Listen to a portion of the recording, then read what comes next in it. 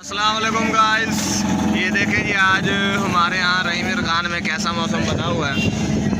तो ये देखें हम हैं पाकिस्तानी, ठीक है, और हमारे यहाँ झंडे लगे होते हैं। ये हैं जी बाली भट्ट, इनको जी शादी कराने का बड़ा शौक़ है, ठीक है। ये है इधर छोटी मोटी मार्केट है और हम इधर घूमते फिरते और काम शाम करते रहते हैं। ओ बंदे दिखाओ।